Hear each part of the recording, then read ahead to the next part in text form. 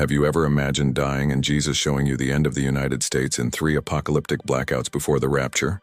In today's account, a former soldier dies for 12 minutes and returns with a shocking revelation. Millions of Christians will die thinking they'll be taken, but they'll be left behind.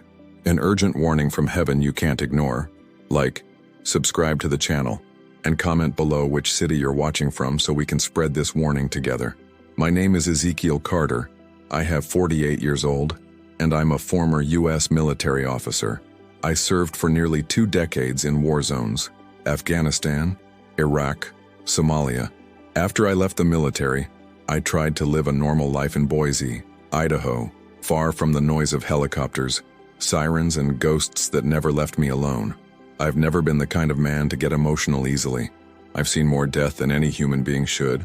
Most nights I slept with a loaded gun by my bed, and in the mornings, the only thing that kept me going was coffee and routine. I've never been interested in religion. If God existed, why did he leave the world the way it was? Why did I see children killed by bombs carrying the flags of civilized nations? And why did so many soldiers like me return home broken, inside and out? But everything changed on the day, August 12th, 2025, to the 11:14 a.m. I was sitting on the couch, sipping my 3rd cup of coffee, when a pain exploded in my chest. It wasn't an ordinary pain. It was like an iron fist crushing my heart from within. I fell to the floor and tried to crawl to the phone, but passed out before I could reach it. I was found by my neighbor, a lady who used to bring cookies on Sunday afternoons. She said she heard my dog howling nonstop and came to check on me. When they found me, I was clinically dead. No pulse, no heartbeat. The paramedics said my heart had stopped for almost 12 minutes. During these 12 minutes, I crossed a border that no human being should cross unprepared. I saw no tunnels, no soft light. I saw darkness, a silence as dense as concrete. And then, from the midst of that darkness, came a voice that I will never forget. Ezekiel, the time has come. There is something you must see. I felt my body being ripped out of me. When I opened my eyes that were not physical, but spiritual, I was above the earth, floating in space, looking down at the planet like a lamp suspended in the void. And on the left side, he was there, Jesus, but was not the Jesus of modern churches. He wasn't the frail man in the stained glass windows. He shone like fire, with eyes like torches, and a presence that tore through any resistance. When he looked at me, I felt all my doubts, arrogance, and wounds dissolve. It was like being invaded by a truth that doesn't ask for permission to enter. And before I could say a word, he spoke in a voice that seemed to contain the sound of 1,000 thunders. You died to see what's coming, and you'll come back to warn us. Many think they'll be taken in the rapture, but they'll die beforehand and they'll die unprepared. I trembled. I felt fear, real fear. It was there that he showed me the first darkness. The vision threw me like a bolt of lightning onto a landscape I recognized immediately. The entire territory of the United States. It was as if I were orbiting above the country, but with a perfect view of every state, every city, every highway. The city lights glowed like a living nerve network, pulsing in real time. Jesus pointed with his hand. Look to the west. That's when it all started. From the Pacific to the Rocky Mountains, a black curtain began to extend. It wasn't a cloud. It wasn't smoke. It was pure darkness, a thick pitch, as if someone were erasing the country with supernatural ink. The first blackout will happen on the day, December 21st, 2025, he said, at 3:33 a.m. Pacific time, and it won't be a simple blackout. It will be the initial pulse of judgment. Then I saw how it all happened, in scenes that seemed more real than any of my memories of the war. The sky began to shine with green and red aurora about cities like Los Angeles and San Diego, Phoenix, Las Vegas. People left their homes to film the skies, without knowing that those lights were the final warning. Then, in a single second, silence fell. Everything went black. The electricity went out. Every screen, every light bulb, every engine. Cars stopped in the middle of highways. Planes flying over the coast crashed into the ocean. Hospitals went dark. Gas stations, ATMs, water systems, everything stopped. Jesus showed me the details with pain in his eyes. Man has trusted in technology, but has neglected the source of life. Now he will see that none of this can save him. I watched while hundreds of thousands of lives were lost in just 24 hours.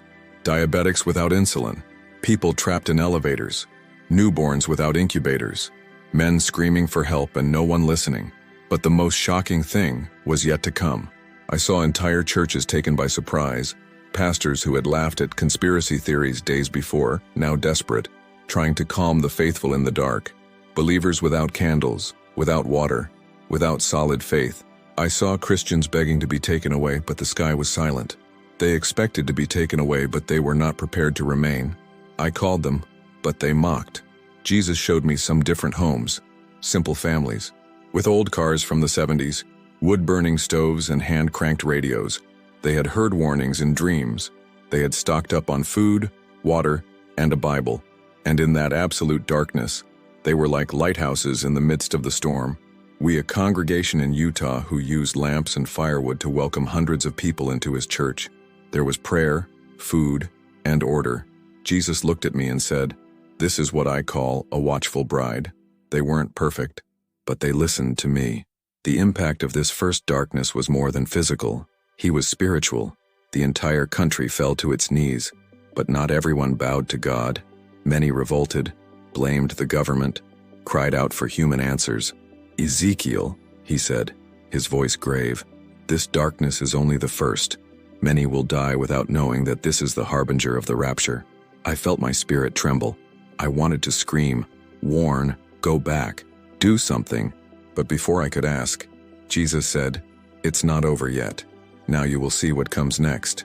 When men become the darkness that once surrounded them." Jesus touched my shoulder, and in an instant, the vision changed. Now, it was no longer the sky that threatened the earth, but the men themselves. The second darkness will come in August 21st, 2026, has exactly midnight, Eastern Time, he said, with a firmness that made the very air around him vibrate. Before me, the map of the east coast of the United States stretched like a living vein, illuminated by millions of points. Cities like New York, Washington, Boston, Atlanta, Miami, they all shone, until the enemy attacked from within. What I saw took my breath away. It wasn't natural. It was purposeful, calculated, satanic. Hidden groups, what Jesus called instruments of the beast, appeared silently. Hackers, saboteurs, terrorist cells infiltrated on American soil for years. They all acted in sync. It was like a choreography of chaos. At exactly midnight, lines of code spread like poison. I saw servers burst into flames, substations being destroyed with military precision, explosions in 12 big cities at the same time, as if every vital point in America was being attacked by invisible hands. But they weren't invisible. They were human. Jesus spoke sadly. They trusted the system, not the Rock of Ages. And now they will see the weakness of what they built. The lights went out from Maine to Texas, and what came next was worse than the dark. We subways stopping with thousands of people trapped underground. We hospitals on the verge of collapse, where generators failed and doctors cried because they couldn't save anyone. We mothers begging for help with their babies dying of heat in unventilated apartments. We entire cities turned into war zones in just a few hours. And this time, the fear was not for what came from the sky, but for what was hidden in the corners. Armed gangs took over neighborhoods. Militias emerged, both to protect and to dominate. The police forces were blind, out of communication, and disorganized. It was as if the United States, the world's greatest power, had returned to the Middle Ages in a single breath. I saw believers rushing to churches, but finding the doors locked. I saw shepherds hiding, not knowing what to say. We armed Christians, not with faith, but with fear. And I heard Jesus say, "It is not enough to believe in me when the lights are on. I want to see who follows me in the dark." But then, in the midst of all this, a lighthouse appeared. Jesus pointed to a church in Richmond, Virginia. They had learned from the first darkness. They had food, water, analog radios, shelter for 2,000. They had makeshift doctors, prayer groups, and even community defenses organized with wisdom and compassion. There, the church, it wasn't a building. It was a city within a city. That's the difference between those who prepare to survive and those who prepare to serve, Jesus said. I saw people arriving desperately and being welcomed. I saw miracles happening there, people being healed by faith, food multiplying, hearts being restored. The presence of God in that place was like an invisible shield against the chaos outside. But even with all this, millions did not survive. Jesus showed me the numbers. More than 8 million dead in just 72 hours. Not just because of the blackouts. By hunger, by cold, by fear, by violence. And this, he said, is not yet the end. It is only the second seal. I couldn't breathe. Every scene he showed me was like a punch to the soul. And before I could ask anything, he spoke. The worst is yet to come, Ezekiel. The third darkness will not be local. It will not be human. It will be final. Now prepare yourself. If the first two darknesses left me without ground, what did Jesus show me next? Made me wish I had never come back to this world. He didn't say anything this time. He just looked at me, his eyes burning like liquid fire. And when he touched my chest, I was thrown into the most apocalyptic vision a human being can witness. Era January 15, 2027. The clock was ticking, 0, 0, and there was no place in the United States where the light still shone. It wasn't a region. It wasn't a city. It was the entire continental territory, from Alaska to Florida, from New York to California, from Texas to the Dakotas. Total darkness. This is the last one, Jesus said, his voice breaking. And there will be no recovery after it, only revelation. I saw the sky opening like a torn cloth, and a solar storm 3 times more violent than the one in 2025 bursting like a flaming dragon towards the planet. It was as if the sun itself were spitting wrath upon the earth. The satellites exploded in orbit. The planes that were still working fell from the sky like stones. Every electronic system died within seconds. Even the prepared, protected, buried systems were annihilated, but it didn't stop there. At the same time, thousands of terrorist attacks have been activated within the U.S. Synchronized explosions in power stations, refineries, hospitals, water networks, military bases, internet centers, radio stations and train stations. This time, it will be open warfare, spiritual and human, and many who thought they were safe will fall. We fervent Christians falling into despair. We churches bursting into flames. We cities becoming mass graves. But what broke me the most was seeing millions of believers who have always waited for the rapture, dying without understanding why they were left behind. Jesus then spoke words that pierced me like a sword. They didn't stay because they rejected me. They stayed because they were mistaken. They called me Lord with their lips, but denied my voice in their daily choices.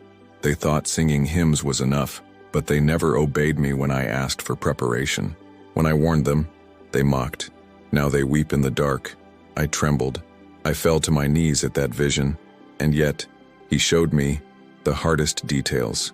You, far freezing north, people dying in each other's arms inside freezing houses.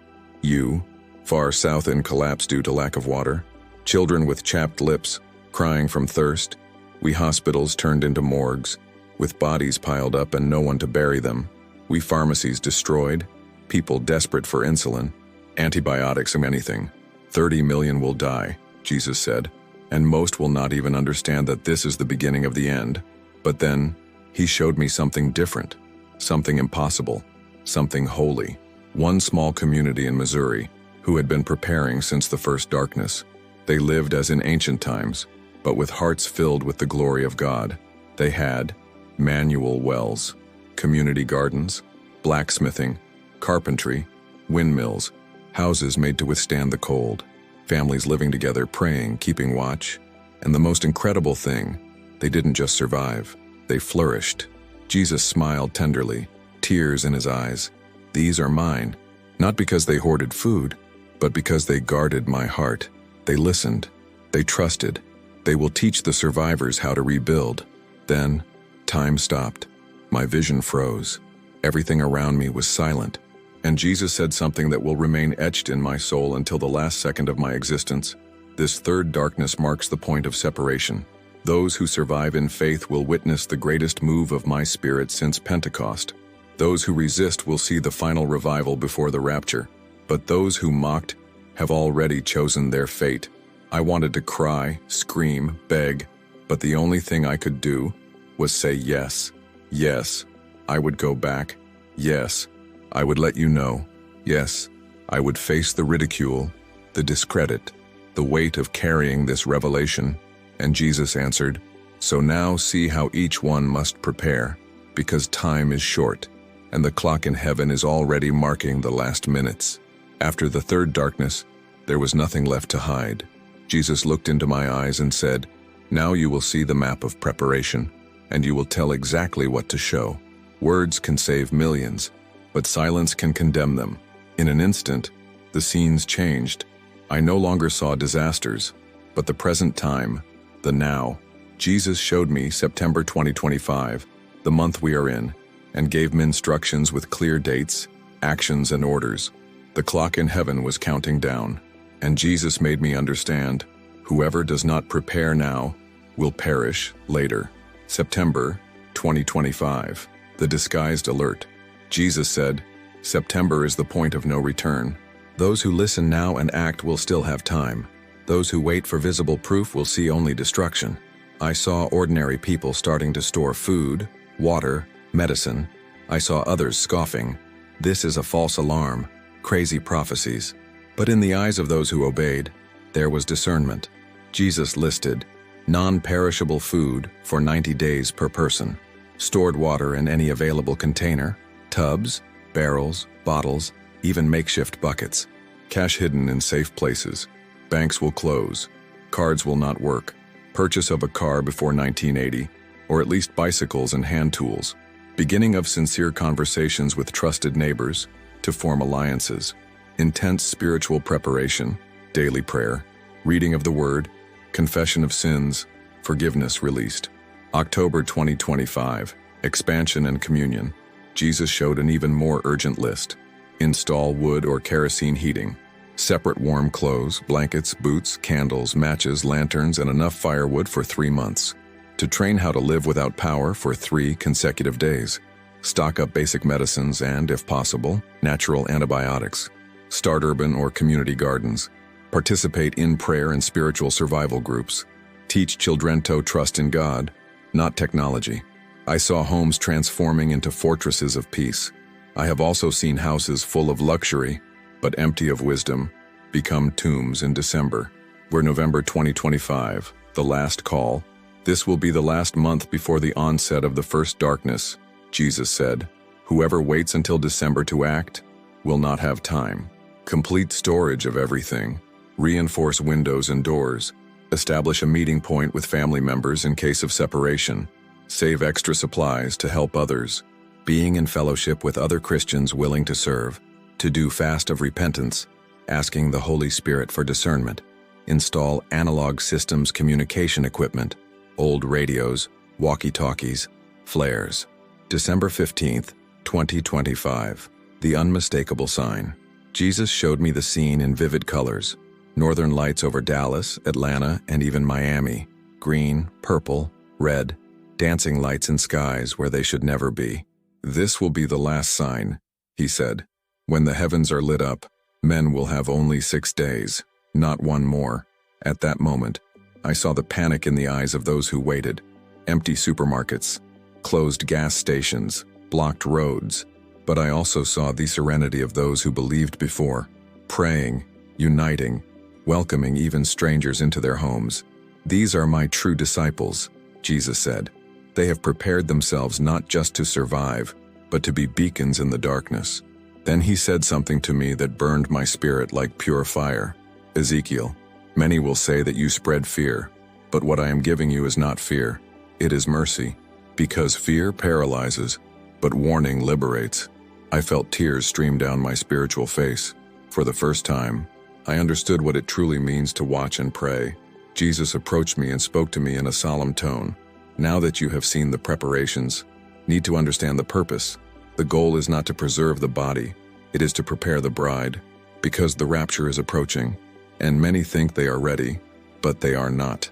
Jesus has taken me now not to a place, but to inside churches, thousands of them, mega churches, neighborhood congregations, rural chapels, modern and traditional temples.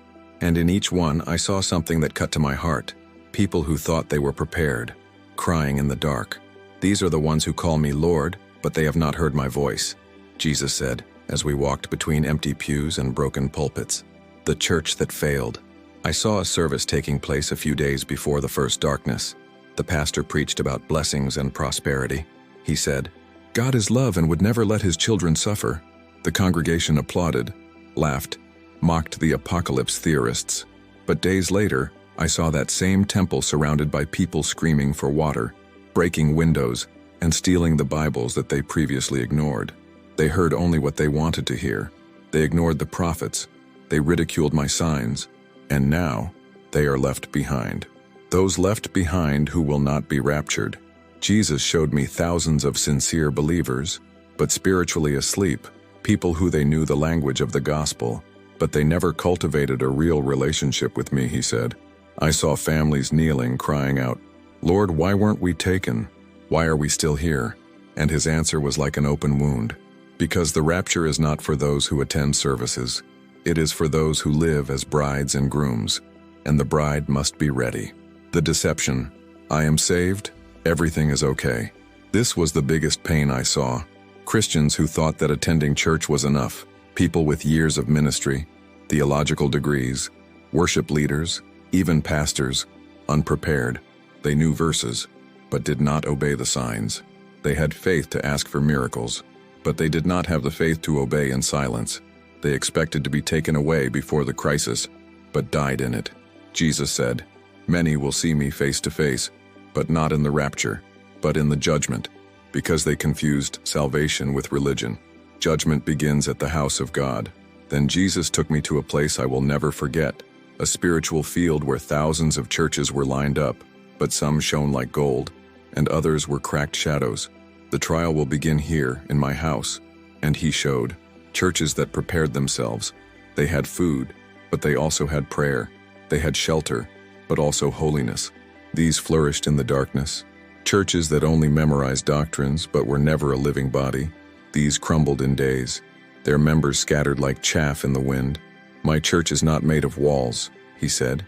It is made of broken, obedient, attentive people. The awakening of those who survive. I saw people who mocked the warning and survived. I saw how despair crushed them, but it also broke their pride. Those, even if left behind, can still be saved, and many will be.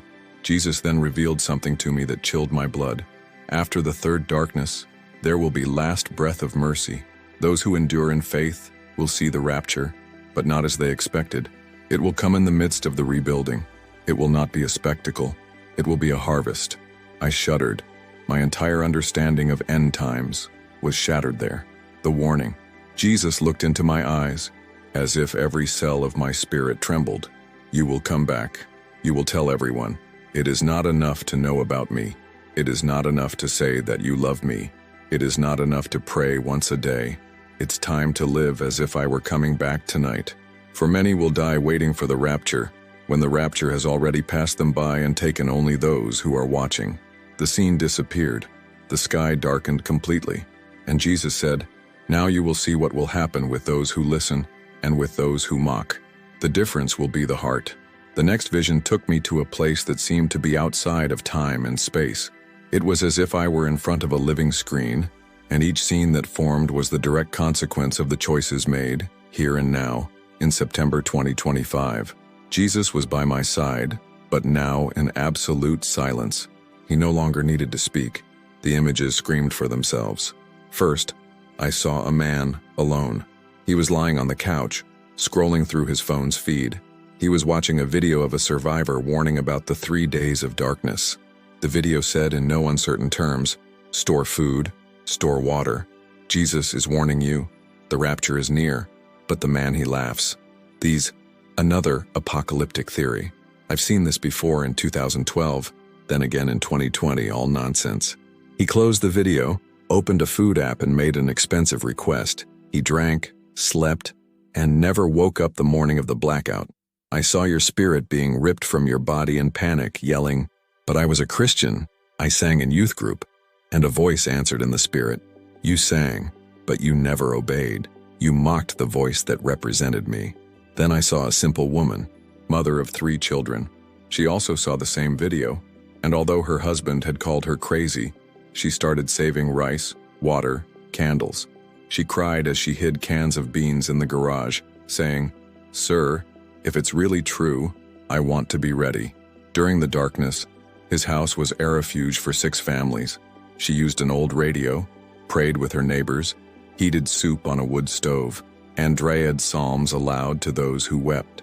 Jesus whispered in my spirit, "This woman, whom the world despised, will be raised up as a pillar of my kingdom." An invisible divider. I saw one spiritual risk cutting the country in half, not between states, not between parties, not between rich and poor. A line between those who mocked and those who obeyed. And this line divided streets, families, churches, and even couples in the same bed. 2 will be sleeping, 1 will be taken, the other left. 2 will be praying, 1 with the heart, the other with the mouth, said Jesus. The difference between them, it wasn't how much they knew, but how much they surrendered. Glow in the dark communities. Then I saw groups that formed after the alerts. People from different states, ages, races, social classes, united not by ideology, but by discernment. They planted together. They prayed together. They watched together. They had wood stoves, stored water, old cars, medicines, Bibles. But more than that, had peace. When the whole country was plunged into chaos, they sang. When the neighbors plundered, they shared. When death was prowling, they raised their hands and declared life. Jesus pointed and said, "These will be the lights of my kingdom when all the lights of the world are extinguished. They are my true disciples, not because they knew all the doctrines, but because they trusted when others laughed." Hear the judgment of the mockers. Finally, I saw the consequences of those who mocked. I saw pastors who said, "This is spiritual terrorism. Jesus doesn't send fear." And then they died without water while their congregations panicked. I saw families who preferred to spend money on parties rather than save food, freezing to death on the second day of darkness. I saw Christian influencers who publicly mocked the warnings, and their followers cursing them when everything that was predicted came to pass. Love until the last moment. And yet, Jesus showed me something that took me apart. He still cried for them. I still loved them. I would still have forgiven them if they had believed in time. I warned in dreams, in signs, in videos, in sermons, in catastrophes, but many did not listen, and time ran out. The sky opened again, the scene dissolved, and Jesus said to me, "Ezekiel, now that you have seen what happens to those who listen and those who mock, you are ready to see the birth of the remnant church. The time of megastructures is over. What comes next is spiritual, it is pure, and it will be glorious." After all I've seen, the blackouts, the collapse, the deaths, the screams, the perishing mockers, Jesus showed me what would survive, and it wasn't what I expected. "Now I will show you what I will raise from the ashes," he said, "the church I have always desired, but which few have allowed to be born." The churches that fell first, I saw the gigantic structures, megachurches with LED walls, air-conditioned halls, stages with more light than prayer, ruins. I saw ministries with millions of followers online, disconnected, abandoned. The shine is gone, the followers are gone, and the leaders, some repentant, others hardened, searching for answers in the rubble. Jesus said, "They built altars for themselves, but they did not prepare my people. Now they will see who truly follows me." A new church, invisible but invincible. Then, as if a new dawn had broken out of the darkness, I saw the birth of something completely different. Small groups, homes transformed into temples, families gathered around bonfires praying intensely. I saw young people with Bibles in their hands, crying out for wisdom. I saw elderly people teaching children how to survive and to trust in God. We a church that didn't depend on sound, stage, Wi-Fi, or title. This is my bride, restored, stripped of vanity, clothed with holiness. They rebuilt with what had value. Jesus showed me entire communities that were reborn in the shadows of the destroyed cities. They built community houses where no one went hungry, schools within churches where the Bible was the main curriculum, survival and discipleship workshops where they taught how to cultivate the land and the heart, intercession networks where every house was an altar of prayer. And I saw something more powerful than any modern revival, the Holy Spirit moving among them as in the Acts of the Apostles. Sick people being cured without hospitals, people being freed without professional cults, prophecies, visions, tongues, miracles in kitchens, sheds, and even barns. They don't have spotlights, but they have my presence. They don't have diplomas, but they know my voice. They're the church that lived like a bride. I saw a group in Ohio, another in Tennessee, one in Arizona, each one with a few dozen people, but all with the same spirit: purity, service, vigilance. They fasted, interceded, shared what little they had. They didn't wait to be served. They served. They did not compete with each other, honored one another. And when they asked if Jesus would return soon, they responded with tears in their eyes. If he comes today, we are ready. If he delays, we will persevere. For now we no longer live for this world. A glory I've never seen before. Then Jesus took me to a valley where hundreds of people were singing. No instruments, no microphones, no walls. The sky above them shone with a light that was not from the sun. Air a glory, pure, thick, alive. I saw angels hovering over them. I saw the Holy Spirit, Asa, visible when touching people. I saw faces bathed in peace in the midst of scarcity. And I heard Jesus say, "These are my sealed ones, those who listened in silence, those who resisted in pain, those who sought me out in times of crisis, and did not abandon me in times of plenty. These will see the rapture and shine until the last second." The world bride. Finally, I saw these same communities connecting with brothers from other countries by old signals, radios, caravans. A new body emerged, free of structures, but full of power. There were no denominations. There were no titles. Had love, unity, mission. Jesus spoke in a soft voice, but full of reverence. "This will be the church that will receive me when I return, and for this, I will come as a bridegroom who never fails." And at that moment, the earth shook. Something big was approaching. Jesus turned to me and said, "Now you will see the final preparations. The time of the third darkness is at hand, and those who are wise will rise up as leaders, but those who wait one more day will fall along with the systems they trusted." The ground of the world shook beneath my feet. It was as if time was speeding up, as if every passing second pushed humanity closer to an invisible and irreversible limit. Jesus looked at me with an intensity I can't describe in human words. His expression was a mixture of urgency, authority, and desperate compassion. "Ezekiel, now I will show you those who will lead my people in the final days. They won't be famous. They will not have high pulpits, but they will have something the world has lost: authority from heaven. The call of the hidden ones." I saw people who lived in anonymity, men and women that no one knew, but that heaven had already marked. A mechanic in Ohio who prayed every morning without ever preaching in public. A widow in Texas who had 200 gallons of water stored for neighbors. A young ex-addict in Arizona who fasted 3 times a week without his own family knowing. A pastor rejected by his own congregation for preaching uncomfortable warnings, now being sought out by hundreds who mocked him. Jesus said, "These are my generals. They listened when no one else would. They bore the weight of contempt, but they did not remain silent. Now I will raise them up. They will be pillars in the chaos." The 7 traits of next-generation leaders. Jesus revealed to me something like a spiritual leadership manual, engraved directly into my spirit. 7 brands that would define those who would be used by God in the great final darkness. 1. They listen more than they speak. They are not looking for a stage, but for presence. 2. Act with practical wisdom.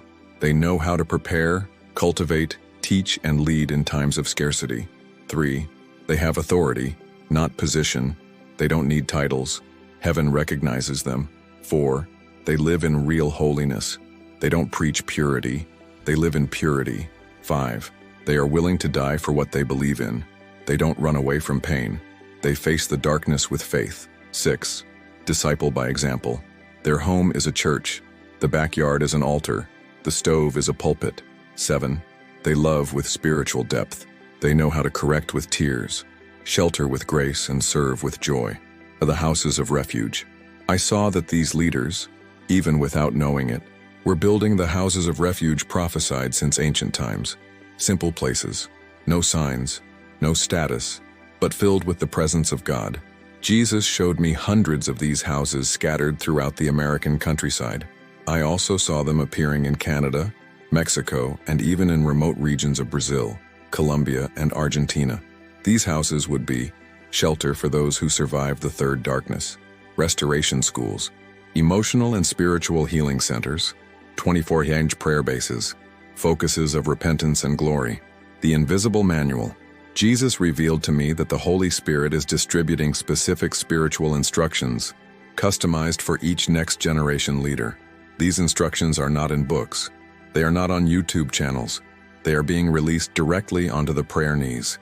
Whoever wants to lead must first learn to listen in silence, for my army will be trained in secret and will be revealed in fire. The final warning to leaders. Jesus turned to me and said in a voice like muffled thunder, "To those who are mine, I say, prepare yourselves with courage.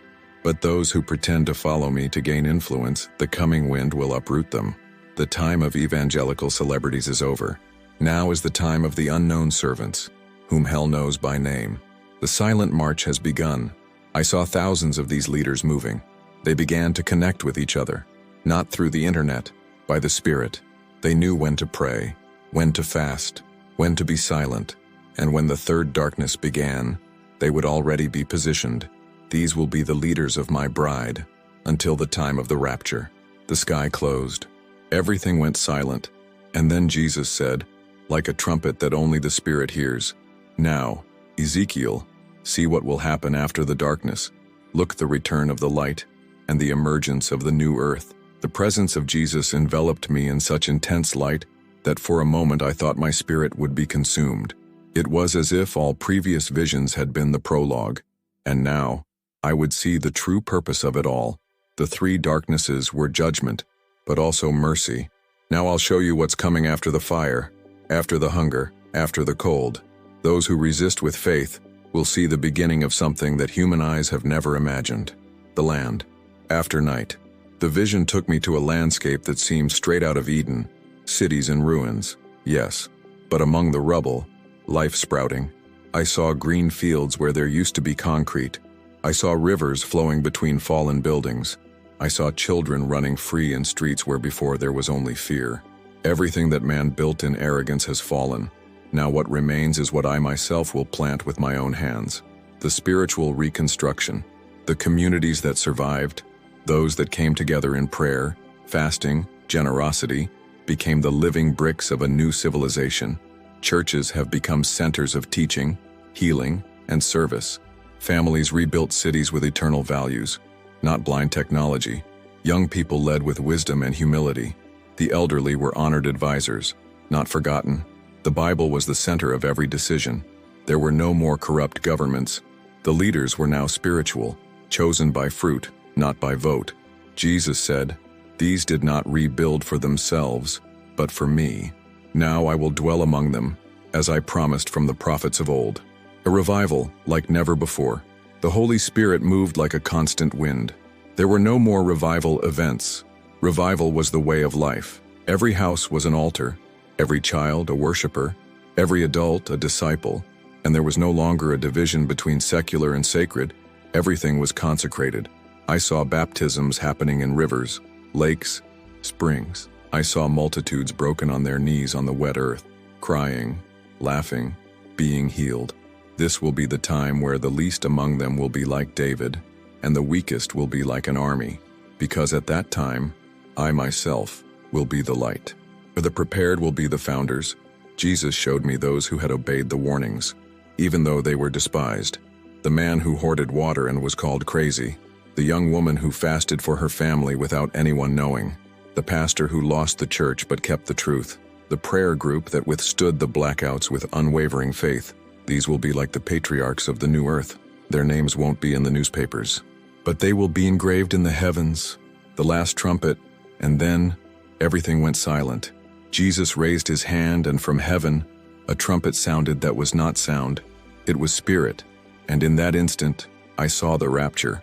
Not like the movies showed, not like crowds disappearing with noise. It was a breath, a blink, an invisible separation.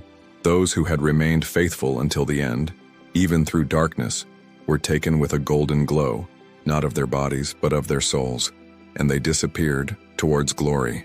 Jesus looked at me with a smile and tears in his eyes. They did not deny me in pain. Now I receive them in glory. The end of time and the beginning of eternity. The earth was at peace. There was no more running, no more noise, no more fear. The feeling was that time was up, but life was just getting started. Jesus turned to me one last time. Ezekiel, now you understand. The darkness was not the end. They were the crucible where I purified my own. The rapture is not an escape. It is a coronation. Those who mocked died. Those who resisted will reign, and those who sought me will be mine forever. I was pulled back. I felt as if my spirit had passed through 1,000 dimensions, and when I opened my eyes, I was lying in a hospital bed, surrounded by shocked doctors, beeping machines, and a crying nurse. But I wasn't the same anymore. I died. I went to the hell of humanity, and I came back with a warning from heaven. Now you know too. The dawns will come, darkness will fall, the world will crumble, but those who believe will stand as pillars of the new earth. Time is running out. What are you going to do with what you just heard? If you enjoyed this beautiful spiritual testimony, please leave a like, comment, share your impressions, subscribe to the channel, and don't forget to turn on the notification bell to watch each new video and help us spread this message to a greater number of people. Until next time.